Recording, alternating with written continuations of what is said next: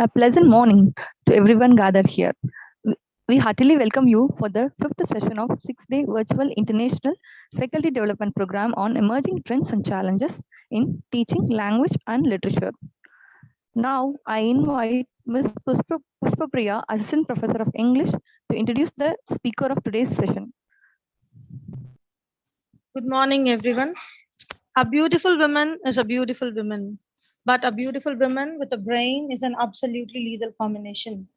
I take immense pride in introducing one such personality, Ms. Evelyn Jeevanandani Gunasekaran, the resource person of the session.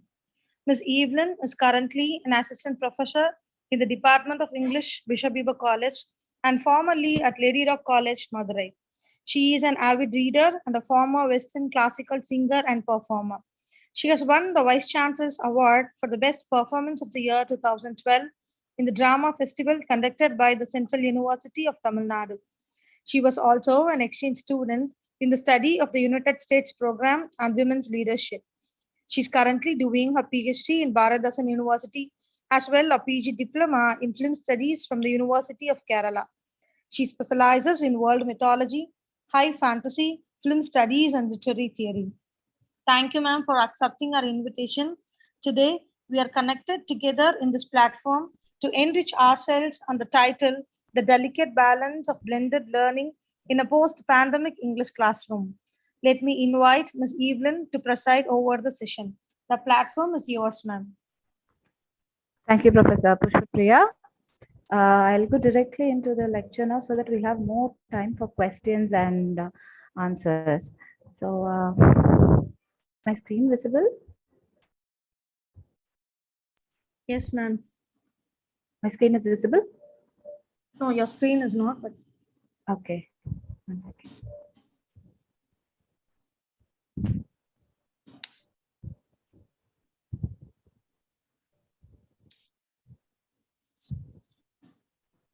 How about now? yes, ma'am. Yes, ma'am, it is visible now.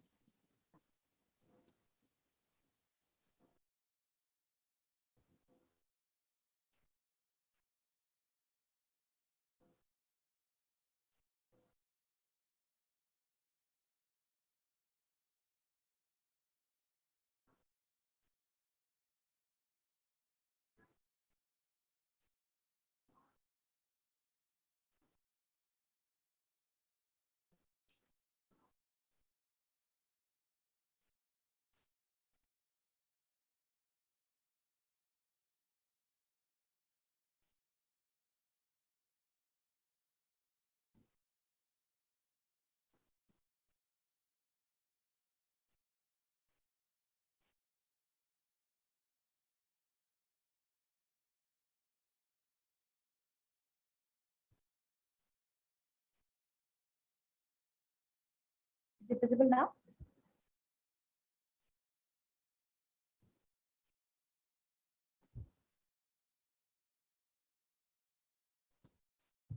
Right, I'll start. My topic, as mentioned in the brochure, it's the delicate balance. The delicate balance of blended learning in a post-pandemic classroom. And as we all know, we had a huge transition from regular classroom learning to online learning suddenly, without any warning in a during the pandemic era. And there were so many issues. We had network connectivity issues. We had students who had no access to electronic gadgets, and uh, and even the mindsets of students changed because there was no one to supervise them. So they sort of lacked integrity and honesty in classroom. So even their ethical values had a huge shift, and many of us would have actually faced this issue of students copying from Google or somewhere else, and that resulted in a huge downward curve when it comes to learning. And after the pandemic, we all came back to our classrooms, but the students were still hung over with the transition from e-learning to regular classroom learning. And And since this generation is tech savvy and they're constantly on their phones most of the time, the way to get through to them is via technology. And blended learning helps to actually achieve this goal to some level. When the student is interested in learning, this technology savvy generation actually learns a lot via blended learning. So, what is blended learning?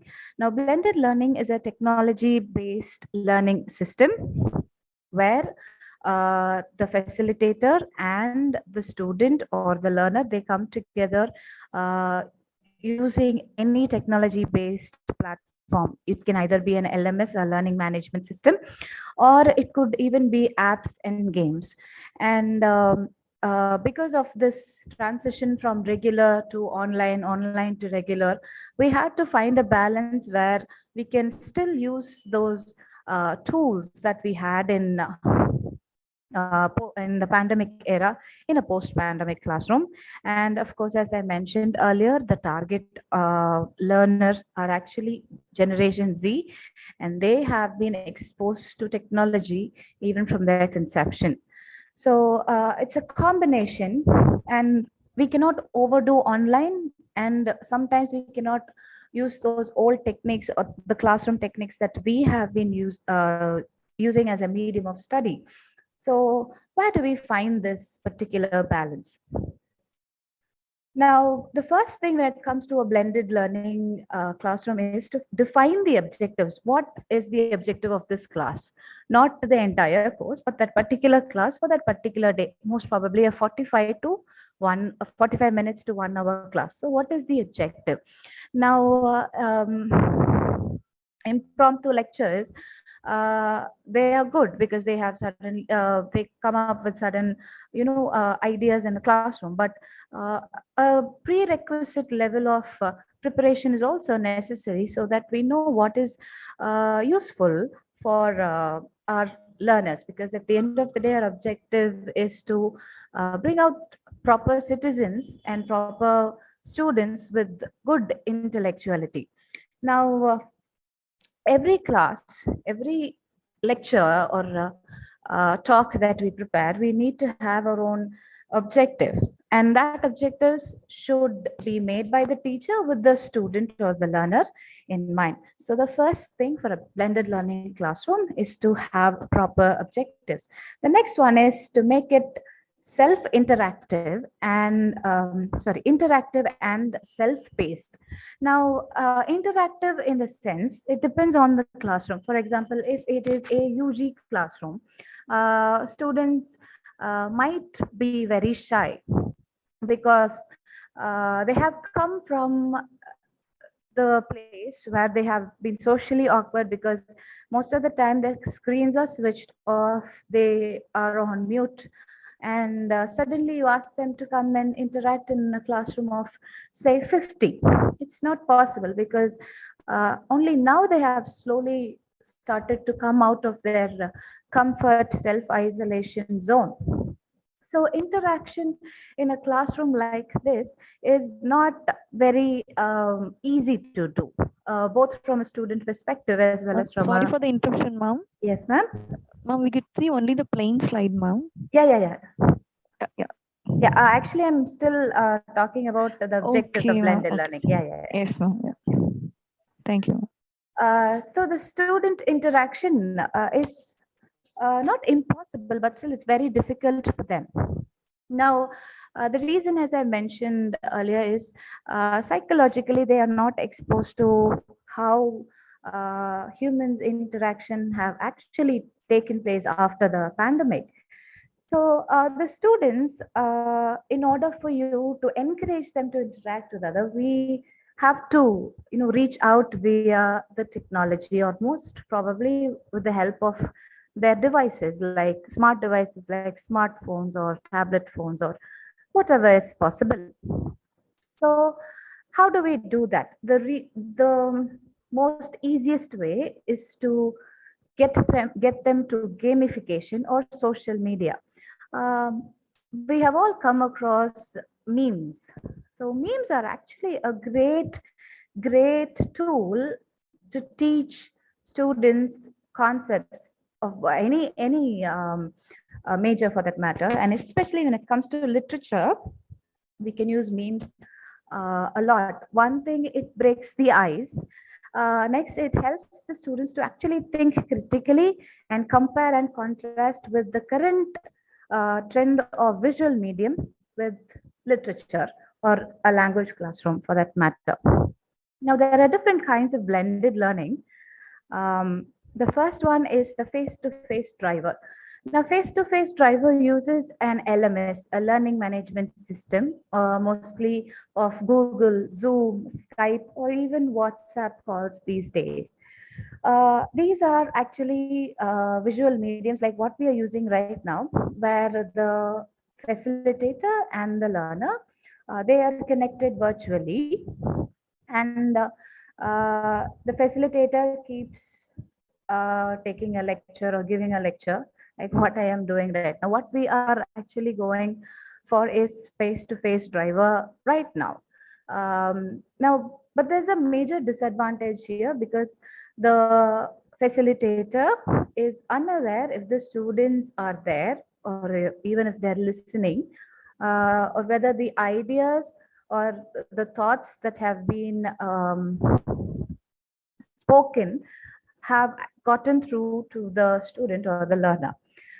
This is one major disadvantage, and like me, most of them would have actually experienced, are you there? Am I audible?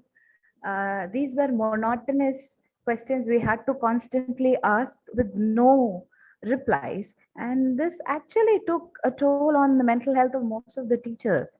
So face-to-face driver, even though it helps in a virtually ideal environment, it did cause or it does have its own disadvantages. The next one is a flipped classroom. Now, flipped classroom is almost like a face-to-face driver, and this also uses a video calling platform or an LMS, except that the teacher or the facilitator gives the materials or the prerequisite materials or pre-preparation materials to the classroom earlier. So it is like a double work. The teacher has to not only share the prepared material, but also make sure that the students understand it well. So this flipped classroom is more or less like a discussion classroom rather than a lecture classroom. The next one is the enriched virtual mode. Now, this enriched virtual mode is 50% self-paced and 50% uh, teacher-paced based. Now, this particular kind of enriched virtual classroom, it gives an opportunity for the learners to set their own pace, but the coursework will have to be completed by the time zone the teacher sets. This is more or less like our Swayam portal or even any MOOC, massive online open courses portal for that matter, Coursera. Then there are lots of other courses. Even though it is self-paced, you don't necessarily have to attend class during that particular time, but you do have to finish your course within the given time zone. The next one, it's the flex model. Now, flex model is somewhat like your enriched virtual mode, but here the students can choose their mode of learning or even receiving instructions for this matter. The student can either opt for a face-to-face driver session with the facilitator, or he or she can have access to the e-content materials which will be posted on either the teacher's personal blog or a YouTube channel or even a Google Classroom. So this is what flex model is about. It is where the student or the learner, they will choose their own facilitation or instruction receiving mode. The next one is the rotation model. Now, this rotation model is more or less like what we do as peer teaching in a class, where students form groups together and they will be given self-guided assignments. So they will be given a particular target topic to be completed, and they will learn within themselves, more or less like a group study, but with a virtual webinar tool, more or less like Zoom or Google Hangout for that matter. Now, the advantage of the rotation learning is that the students would be able to get different perspectives of their peers, because students of the same age, even though their thought process might be the same, the ideas could actually change due to their own personal or literary or even language experience for this matter. The next one is the online driver model. Now, this online driver model is a completely self-paced driver model where the course materials, the self-assessment materials, everything is uploaded and the student takes it in their own pace. There is no particular time zone fixed for this online driver model. So these types of courses also are available on Swayam or Coursera or edX, where there is no particular time frame to finish all these courses. But once you finish these courses, you will of course have a assessment test where the person who prepared the course will give you a small test so that they will determine whether or not you can be given a course completion certificate. So these are the different types of blended learning tools that we can actually use in a classroom. For example, there could be two teachers in a classroom where if the teacher is handling feminist criticism for that matter, they could simply ask a feminist critic to come and join a virtual session where he or she could address the gathering or the classroom. And the students would actually be directly exposed to the idea of what the writer is actually saying or the critic is actually saying. So instead of the person traveling all over from all over the world to come to a proper destination and then talk, which is actually going to cost a lot of money and other things, even logistic problems, this is a much easier thing. But blended learning also has a disadvantage when it comes to the underprivileged students, sometimes who they might not have access to gadgets like smart phones or any other smart devices for that matter. So in that case, it would be good if the institution where they are actually studying could provide an area which could help in the blended learning classroom. For example, like a language lab or a computer lab, which will actually help when it comes to a proper blended learning objective classroom.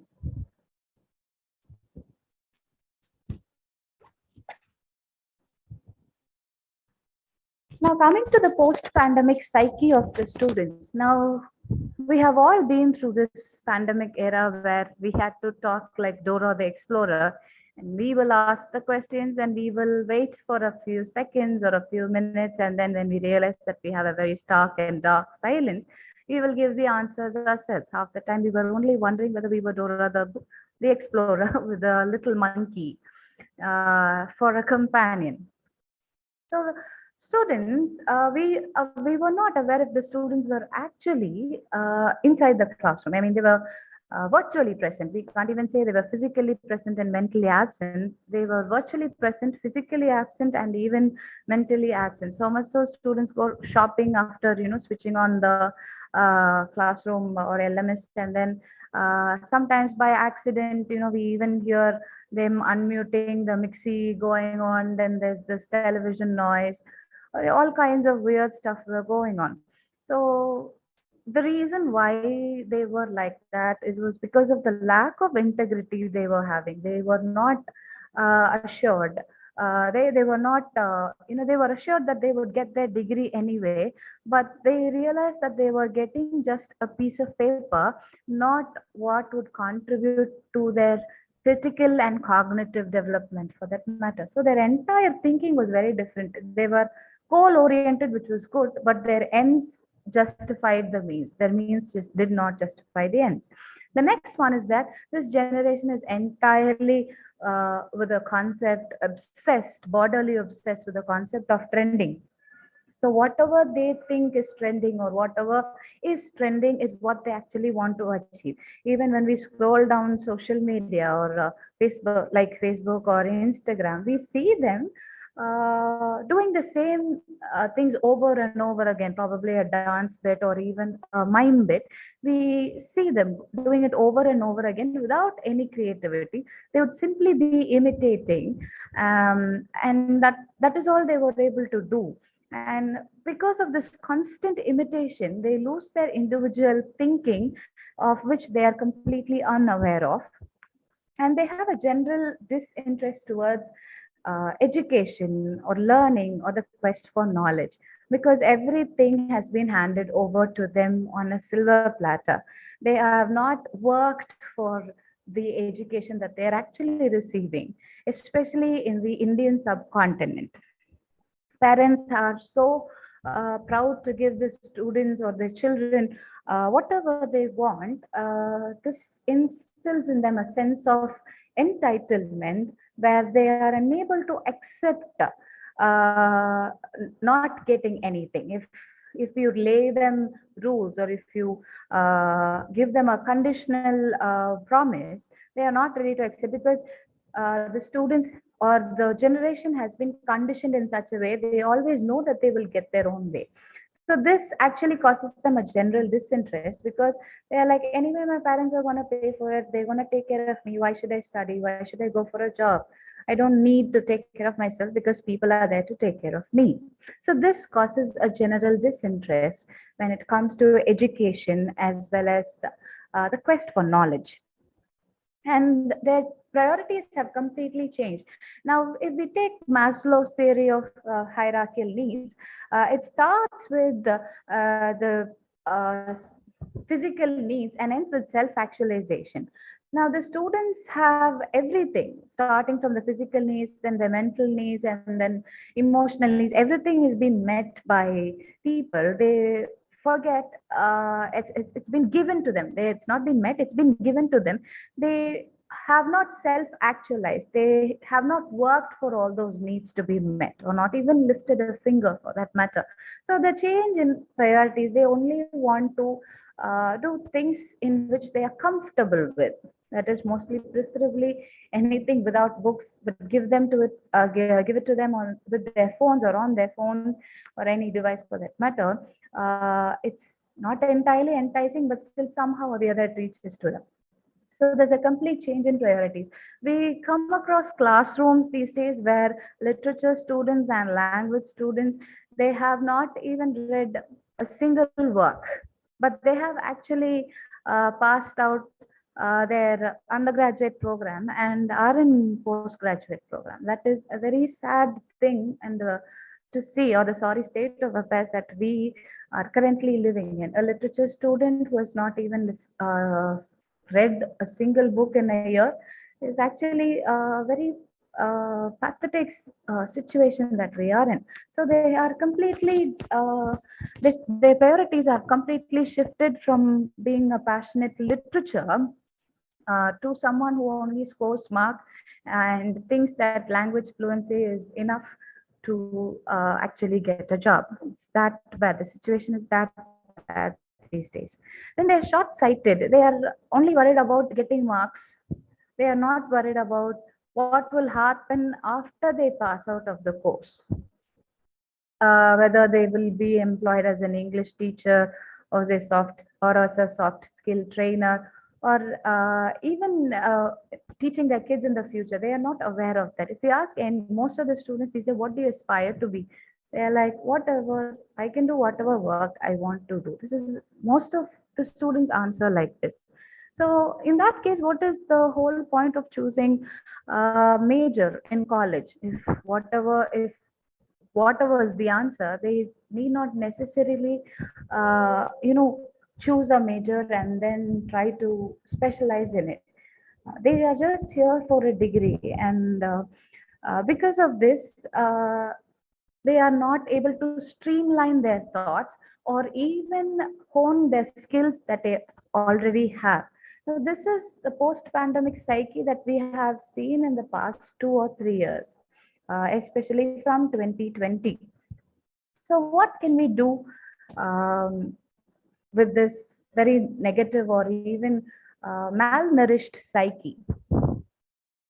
The possible solution is, first of all, it is important to stretch or to focus on the concept of integrity. Now, integrity is honesty is what we do in front of others, and integrity is what we do when we are alone.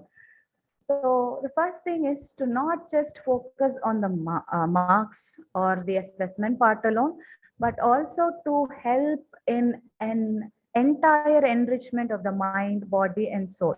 So every class, the teacher has to stress on the integrity, and the teacher also should have integrity. And teaching integrity is absolutely impossible, but to set an example by ourselves being a person with integrity, so that our word stands and the students will be inspired to actually understand us and to behave not just behave like us, to be better than us. The next one is gamification. Now gamification is the process of giving educational using an educational tool as a classroom tool. Sorry, using a game app as an educational classroom tool. So this is gamification. You can gamify anything, your lecture, a worksheet, a quiz, anything can be gamified these days. And the next one is you can manipulate the visual medium as a source of gaining knowledge. Now, I mentioned earlier about memes. So we have many meme creators these days, and students are excellent meme creators these days, and they're very tech savvy with their phones as well. So it doesn't take much to actually create a meme and inspire or intrigue the student. So it is actually not very difficult to manipulate the visual medium as a learning or teaching tool. So we can do all of this to intrigue the students, to cause a stir in the minds of the students, so that they will shift their focus with subconsciously towards learning.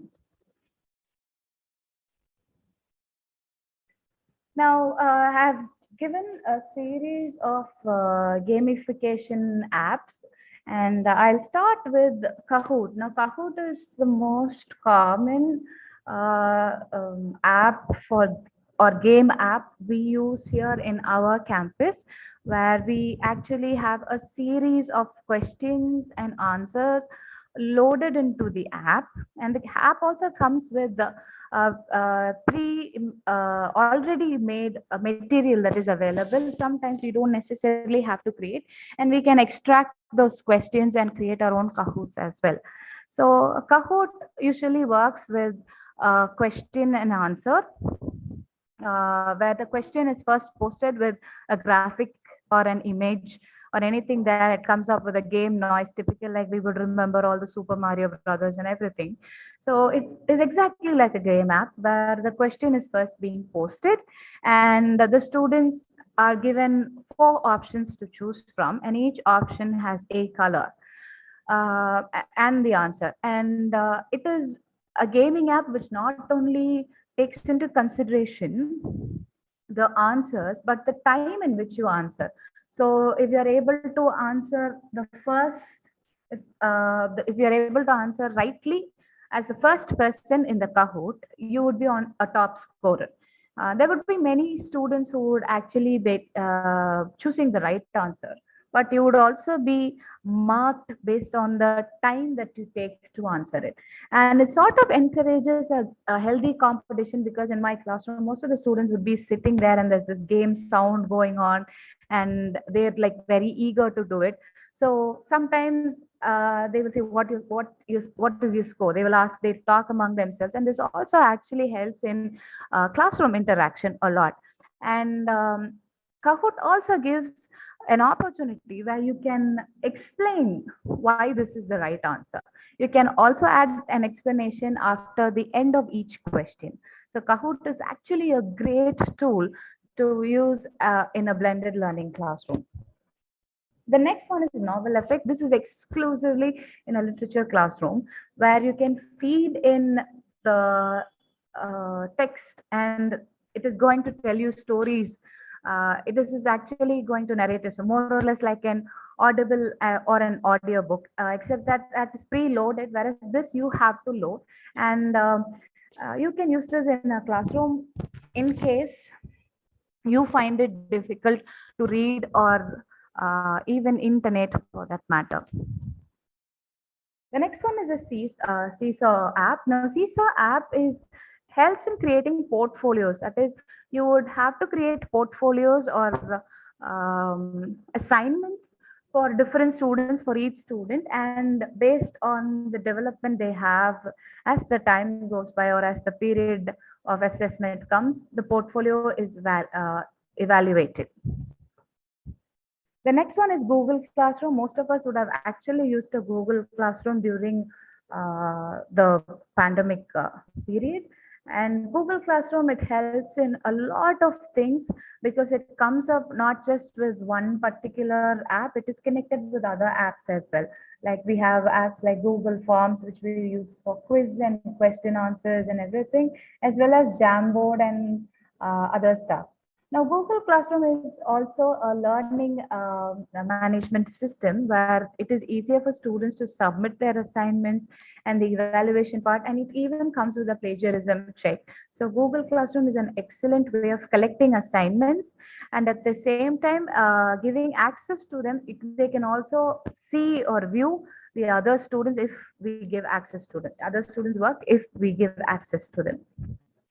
The next one is a Flipgrid. Now, Flipgrid is similar to that of Facebook or any. It's a social media exclusively for education system where students could upload reels like videos and post it. And anyone who has logged into Flipgrid is given is shown, so they can actually have a intellectual discourse or conversation from people all over the world, much more or less like how we use Instagram and Facebook Reels these days.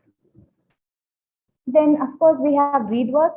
Now, ReadWorks is also exclusively literature classroom based, where it helps students to analyze literary texts. So, you come up with so many critical analysis and analytics which you can discuss in ReadWorks. And then you have quizzes. Quizzes is also an app which helps you to give quizzes to the students, not as animated as Kahoot is, but is still quite helpful for students of higher classroom. Kahoot would be good for a UG classroom, but in a PG classroom, quizzes works better.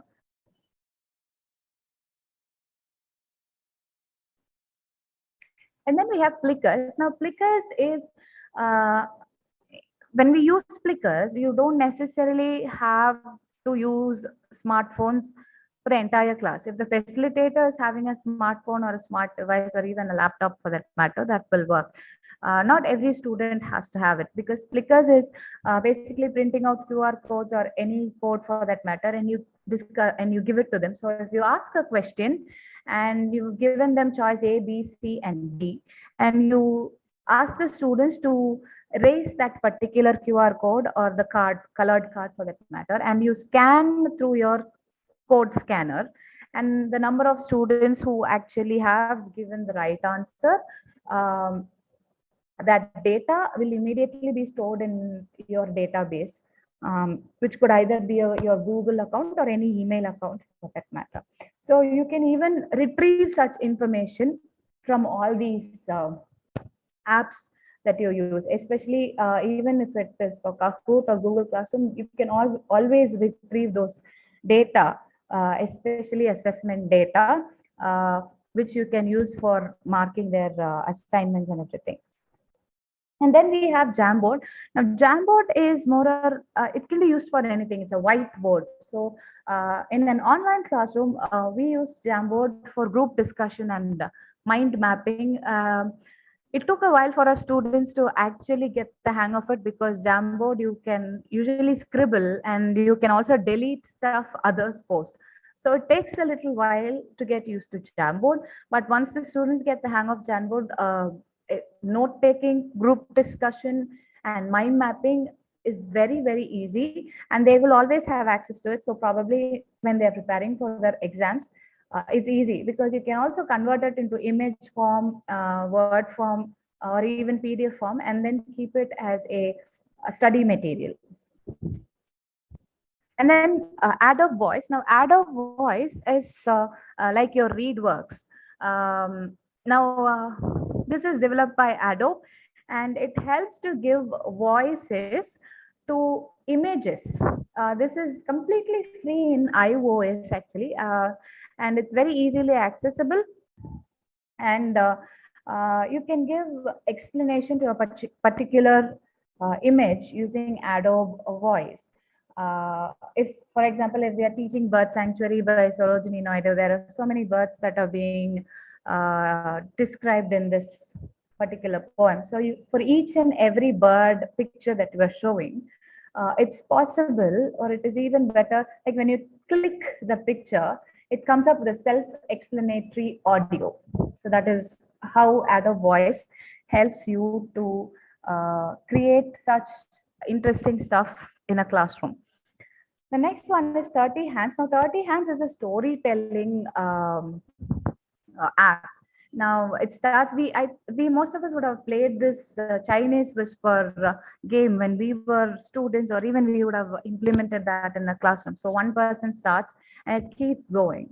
And 30 Hands is quite similar to that, except that every student is allowed to come up with one particular line which will contribute to the building of the storyline.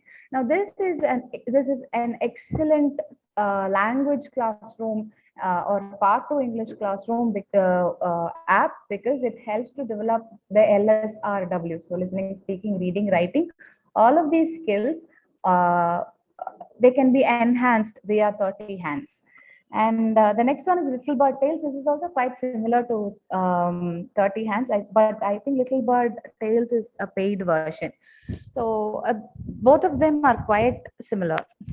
And the last two apps that I've mentioned, they help you to develop your language skills, especially the listening, speaking, reading, writing part of it.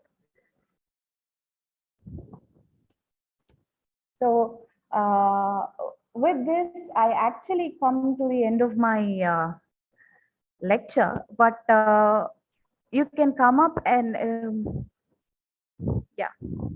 Oh, sorry, I still have 2 more slides to go. So what happens, or how do you use these apps in a classroom, in a language classroom?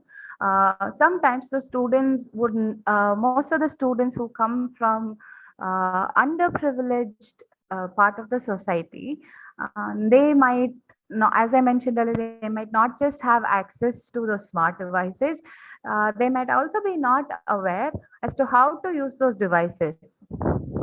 So what will we do in such a scenario? The best thing is to pair them, or encourage peer learning. So if there is like 4 or 5 students without a smart device in a classroom, it is better that we group them in 5 or 4, and then ask all the 5 or 4 group members to use just one device, so that, and they can easily allocate work among them. So one person can handle the phone, the other person can take notes, while the rest can actually delegate what to do, or the discussion part in it. So it is very important to choose the right app for the right target of students. And if I'm going to take a Kahoot to a PG classroom, even though it's interesting, the questions are interesting, they might not be interested, because most of the PG classes are actually they're adults. They're just going to step out of the college in probably a few more months, or probably a year. So in that scenario, for them, waiting for the answers to pop in, this color and everything is actually going for them. it could seem like it's a waste of time. So in that case, I would probably, even though I want to quiz them, I might not want to use Kahoot, but I'll rather use quizzes for that matter, or even Google Forms. Even Google Forms is a lot easier, especially if you want to take that assessment marks. You're going to get an Excel sheet as a form of marks system. So getting data from Google Forms or quizzes or Kahoot is very, very easy, and very easy for calculation for people like us as well. Then one most important thing in a blended learning classroom or a technology based classroom is lesson planning. I cannot go to the class and then decide what I'm going to teach and then decide what I'm going to use as a tool in my classroom. That is practically not possible, because the students also need to be aware of what I'm going to teach with the necessary prerequisite materials, and they need to come up with their devices as well. So it is, lesson planning is very, very important. The impromptu lecture will not work in a blended learning classroom. The next one is the preparation of pre-classroom material. The best way to prepare a pre-classroom material is to follow the micro teaching concept. I think most of us as teachers of English, we would be aware of as to how to introduce certain topics or intrigue students. So it would be better if we actually use those micro teaching concepts in a classroom while preparing for the pre-class materials. I know most of the students would not be reading and coming, but at least 10% of each classroom would be interested in knowing what is going to happen, because certain students might not be might not like surprises and shocks, and certain students definitely prepare more for the classroom than the teacher does. So in that situation, pre-classroom materials actually help a lot, because it helps students to instigate creative thinking, as well as help them come up with new ideas that others might not be aware of. So pre-class materials is very much a necessary in a blended classroom. Now, the next thing is the teacher should give a general awareness of how technical stuff works in a classroom. The students should be sound technically, as to they need to know how to log in via your LMS, or for example, if it's a Kahoot, they need to know where to enter the game code or how Kahoot works. So all of this, the teacher has to orient the students. So this is the reason why the pre-classroom material is necessary, because whenever you give them the pre-class material, you're going to give them a topic, you're going to say which app you're going to use. So if it's an app, they could come up with it, or if it's a link, you can post the link. So this is easier for the students as well as for you, and it's a huge time-saving factor as well. So it is better for the teacher to orient the students as to how to use their smart devices smartly. Even though the devices are smart these days, most of our students do not even have the basic common sense as to how to, do stuff using their mobile phones. So as facilitators, as teachers, we have to be technically sound and make sure that we orient our students in such a manner that they know how to extract the maximum goodness of their smart devices. And the next thing is, the apps that we use should be user friendly. Sometimes certain apps, for example, if we take Adobe Voice is an exclusive iOS app. You might, or I might have an iPhone or an iPad, but I cannot expect the students to have the same. So in that case, what I should actually do is maybe download that particular image which has the voice note, and then convert it into something that an Android device might use. or where it's accessible by an Android device. So all of this needs a lot of work, but still it makes our teaching worthwhile. So the apps or the material or the games that we use should be user friendly. And with that, we have come to the end of my lecture. So any other queries that you have, you can definitely ask me now. Thank you.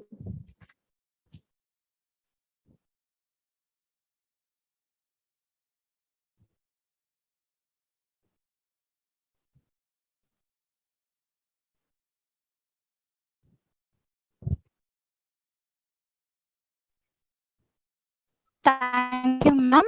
Participant, kindly post your queries in the chat box.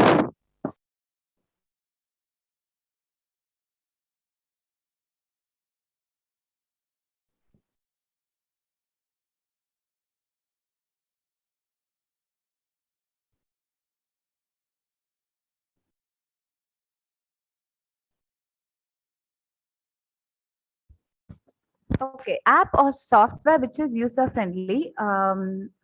App is user friendly because software, it depends on the configuration of the system that we use. Sometimes an Android device, due to a lack of space, it's not possible to introduce a new software suddenly because it has to update and then reload and download.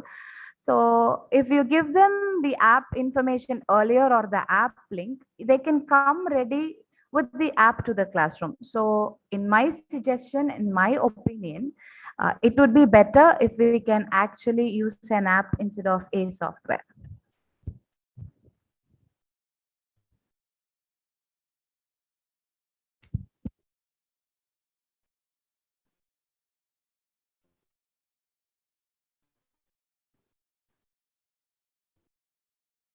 Sure, I can share my PPT with the organizers. You can get it from them.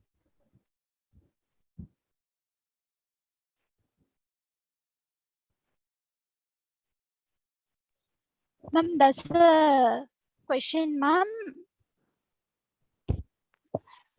Kindly provide the list of software to be used in the classroom.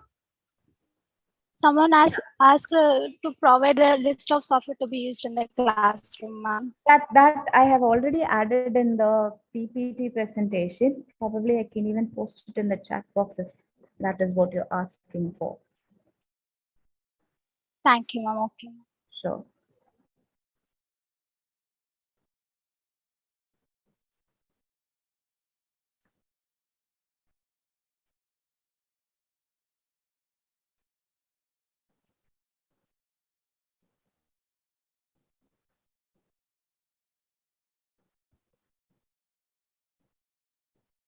What do if students are not cooperative?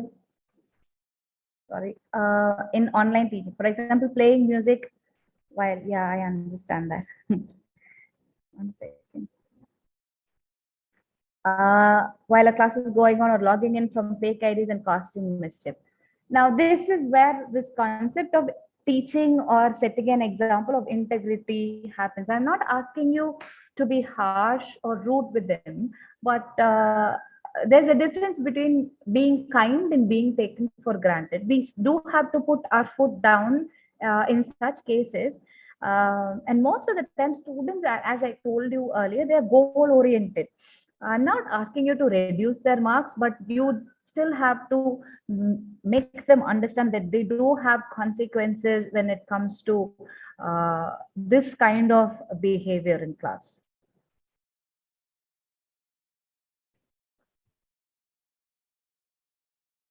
Is there any? Yeah. So there are so many apps to develop students' communication. And the best thing is actually the TEDx app. Uh, Now students cannot immediately start talking. So it has to start with the process of listening, speaking, reading, and then writing. But the more they start to listen, the more they will start to imitate. The imitation is actually what helps them to speak better.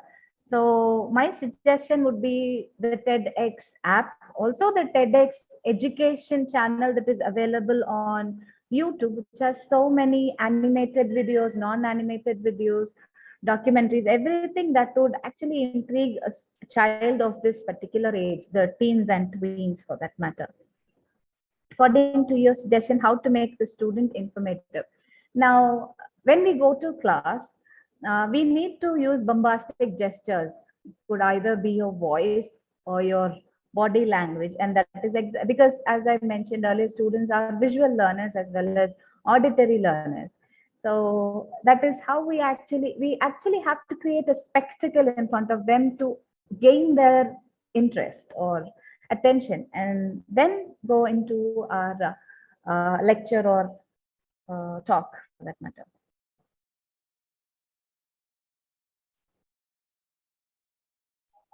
Ma'am, there is one more question, ma'am. Yes, please. One person has asked how to create interest in PG students to read the full text, ma'am. Yeah, I know that is very, very difficult, something I also face these days. The best way for them is to create parts. For example, always it's okay. The students find it very difficult to read a text, but these same students watch a movie or a series, and they are very obsessed with series. Now, why are they obsessed with series? Is because it ends with a cliffhanger. Every episode ends with a cliffhanger. Cliffhanger is the best way to gain the interest of a PG student. So instead of asking them to go and read the text, you tell the story or narrate the story in such a way, and then make sure you end it with a cliffhanger. And sometimes that suspense, it will force them to go and read the text. Cliffhangers are the best way to encourage PG students to read the literary texts.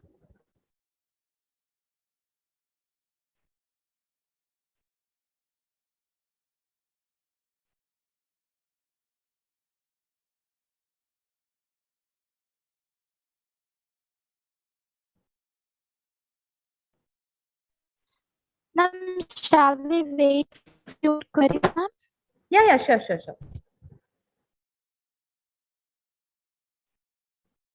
What type of books we suggest? Okay, there's this book called Word Power Made Easy, which has small exercises for college students. The level is college students, so probably if they can work on one particular exercise every day, their vocabulary, they could actually we can actually see a great change in their vocabulary. Sure, I will share my PPT. I will share it with the organizers. And for those of you actually asked for the list of the apps, I'll post it in the chat box now so that you can actually use it later.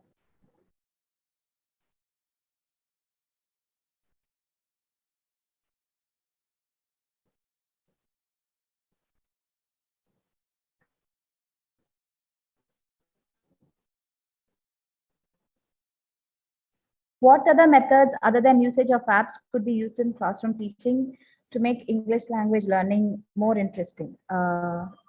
Okay, there's this particular series called Mind Your Language, which I actually use in my classroom.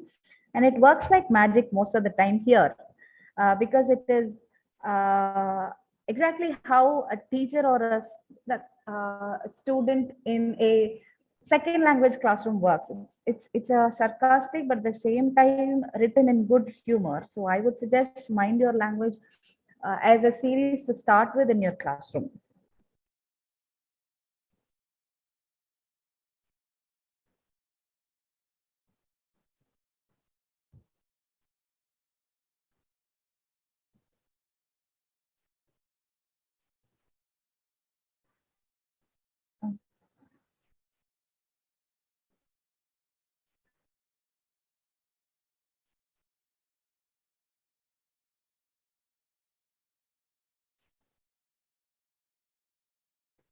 Mind Your Language is a series actually. It's available on YouTube.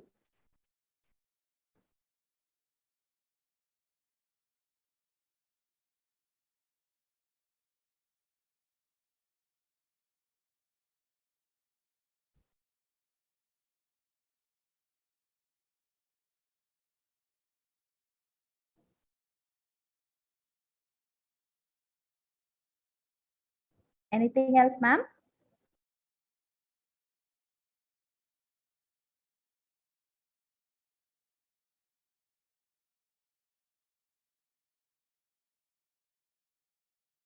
I'm not sure about soft skills though, but I have a feeling there should be.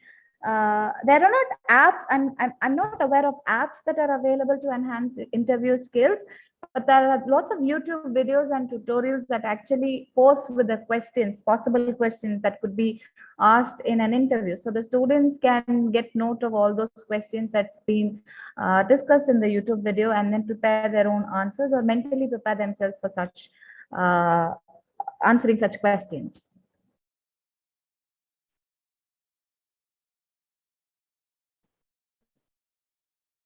Ma'am, there's one more question, ma'am. Yes, ma'am.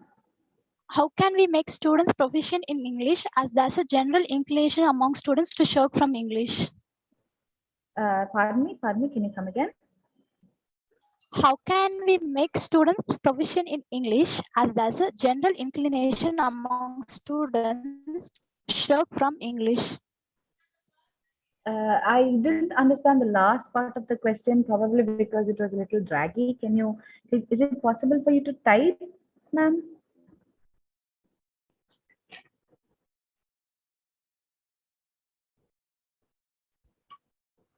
Yes, ma'am.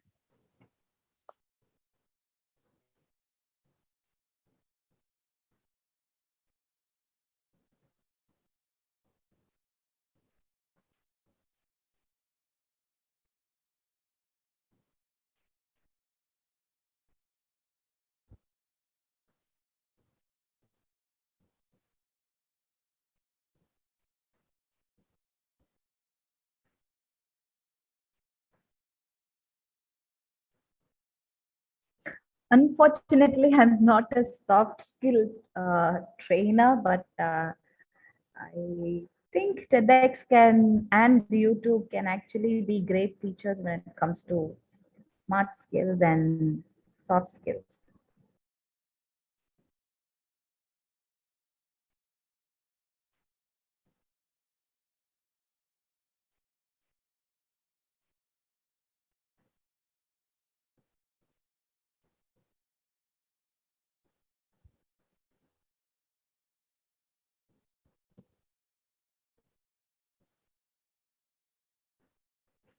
Shirk from English, right?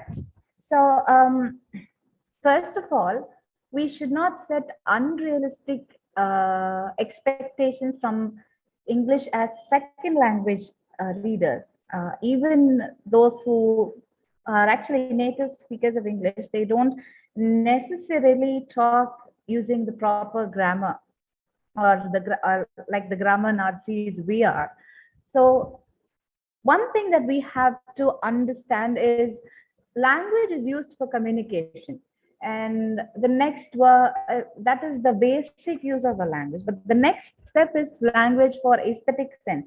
As students of literature or as teachers of literature, we all use language as we use it as an aesthetic tool, but we can't expect the same thing from a student uh, who has not been exposed to the proper language scenario.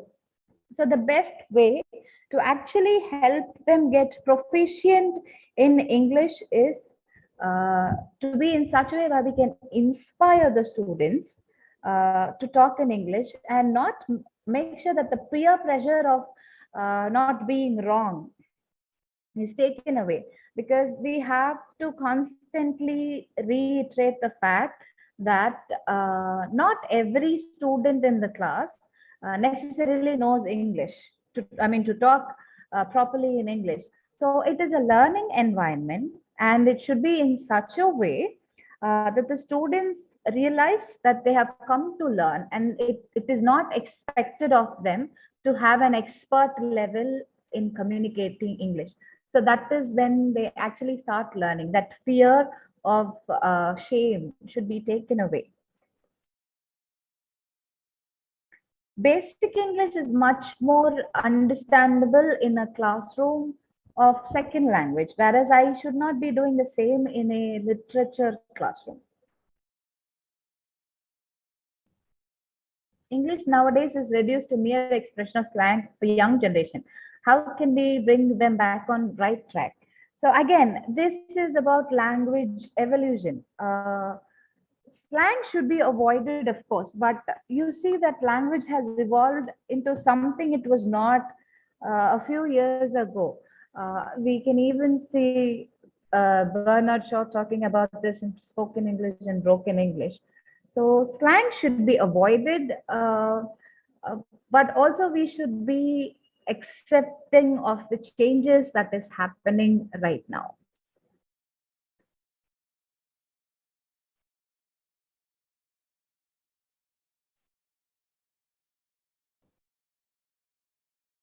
So to improve comprehending skill, we have to start with the slow-paced, neutral accented videos that are available in YouTube, rather than going for native speakers like British, American, or even Australian for that matter. British English or American, which is more usable in our country.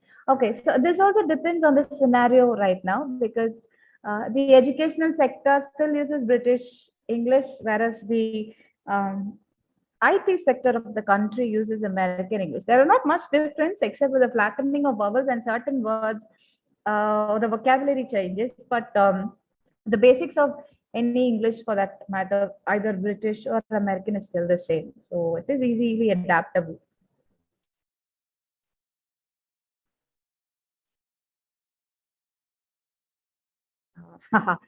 Yeah, we still, all of us are dealing with the NAC assessment these days, but I'm not sure. Yeah, I'm not an expert in that area as well. Sorry.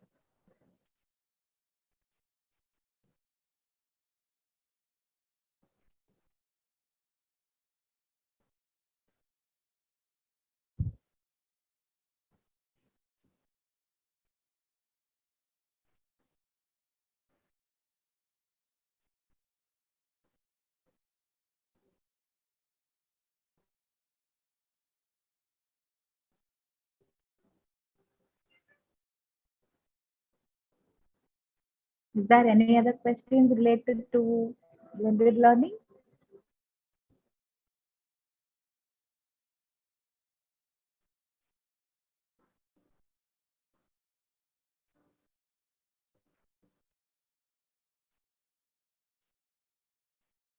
Organizers?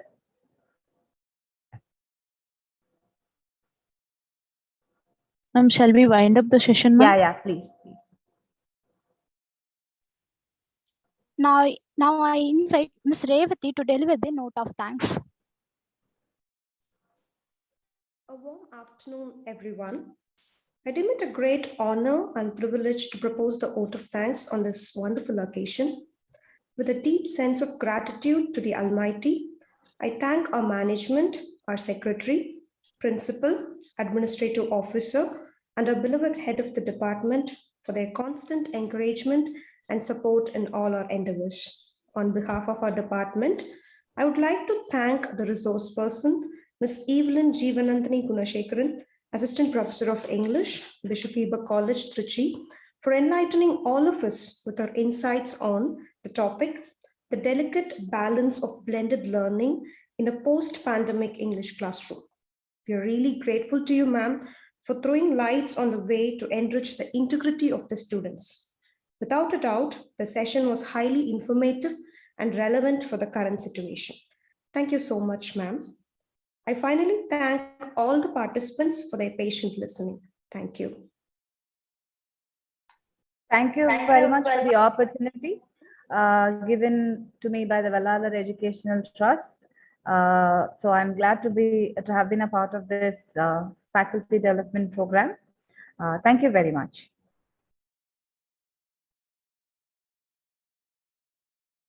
Thank you, ma'am.